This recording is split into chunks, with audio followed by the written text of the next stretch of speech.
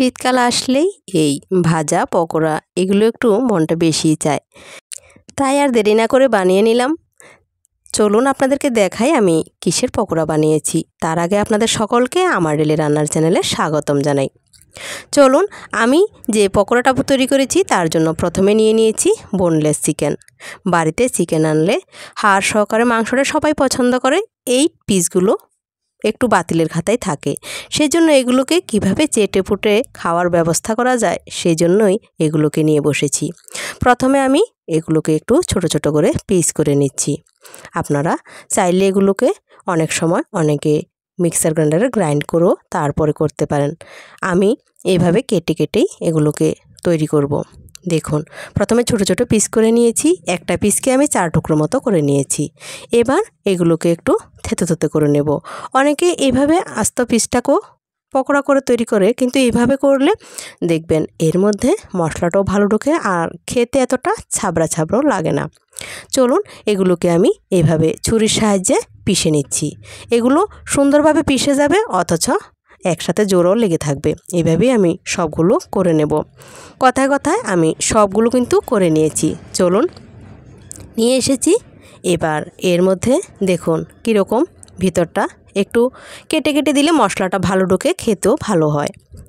এবার এতগুলো হয়েছে। এবার এগুলোর মধ্যে আমি দিয়ে দিচ্ছি প্রথমে 1 পিস লেবুর রস। সবটা লেবুর রসটাই আমি এখানে দিয়ে দেব। লেবুর রস না থাকলে আপনারা ভিনিগারও দিতে পারেন। বেশ কিছুক্ষণ ম্যারিনেশন করে রেখে দেব, সেই জন্যই এই কাজগুলো করছি। দেব আরও অনেক ধরনের মশলা। চলুন কি কি মশলা দিই সেগুলো দেখাচ্ছি। দিয়ে দিলাম লবণ, এবার দিয়ে দিলাম হলুদ। নুন হলুদ দিয়ে একটু ম্যারিনেশন করে নেব ভালোভাবে। এখানে ম্যারিনেশনটাই খুব একটা গুরুত্বপূর্ণ ভূমিকা পালন করে। আপনার যদি চান যে পকোড়াটা খুব টেস্টি সুস্বাদু হোক, তাহলে ম্যারিনেশন করে বেশ অনেকক্ষণ রেখে দেবেন, হাতে যদি সময় থাকে। এবার দিয়ে দিলাম ধনে, জিরে, মরি গুঁড়ো। মরি গুঁড়োটা অপশনাল, আমাদের ঘরে খাওয়া হয় সেজন্য দিলাম, আপনারা দিতেও পারেন নাও দিতে পারেন। এবার আদা গুঁড়ো আর কাঁচা লঙ্কা বাটা দিলাম। সব কিছু একসাথে ভালোভাবে মশলাগুলো মেখে নিচ্ছি। দেখুন, মেখে নিলাম। এবার কি করব, এর মধ্যে বাটা মশলা দিচ্ছি। আরও কিছু পেঁয়াজ বাটা দিলাম, সম্পূর্ণ বাটাও নয়, একটু থেতো থেতো করা। আর দিলাম রসুন। এখানে একটা মতো পেঁয়াজ আছে আর গোটা একটা একটু বড় সাইজের রসুন আছে। দিলাম আরও বড় একটা পরিমাণে পেঁয়াজ কুচোনো আর বেশ অনেকটা ধনেপাতা কুচোনো। সব কিছু একসাথে ভালোভাবে মাখিয়ে নিচ্ছি। খুব ভালোভাবে এবার মাখিয়ে নেব। মাখানো হয়ে গেছে। এবার অনেকক্ষণ আমি এটাকে স্ট্যান্ডিং টাইমে রেখে দিয়েছিলাম, প্রায় 1.5 থেকে 2 ঘন্টার মতো রেখে দিয়েছি। এবার ওভেনের কাছে চলে এসেছি। দেখুন, কড়াই বসিয়ে দিয়েছি, তেলও দিয়ে দিয়েছি। দেখুন, অনেকক্ষণ পর চলে এসেছি। অনেকটা কিন্তু জল বেরোনোর কথা, কোনো জল টল কিন্তু বেরোয়নি, কিন্তু সুন্দরভাবে মাখাটা হয়ে আছে। এবার এর মধ্যে আমি চালের গুঁড়ো দিয়ে দিলাম 2 চামচ আর বেসন দিয়ে দিলাম 2 চামচ। এবার খুব ভালোভাবে মেখে নিচ্ছি। প্রয়োজন হলে পরে দেব, এখন আপাতত এটা মেখে নিচ্ছি। এবার এর মধ্যে আরও একটা মশলা বাকি রয়ে গেছে, সেটা দিলাম গরম মশলা গুঁড়ো। এবার গরম মশলা গুঁড়ো দিয়ে একটু মেখে নিচ্ছি। মনে হলো আরও একটু চালের আটা প্রয়োজন। চালের গুঁড়ো ঘরে ছিল না, সেজন্য একটু বাটা চালই দিয়ে দিলাম। ওই একটা দিলেই হলো, দিয়ে দিলাম। খুব ভালোভাবে এবার আবারও মাখিয়ে নেব। এবার মাখানো কমপ্লিট। এবার পকোড়াগুলো আমি ভেজে নেব।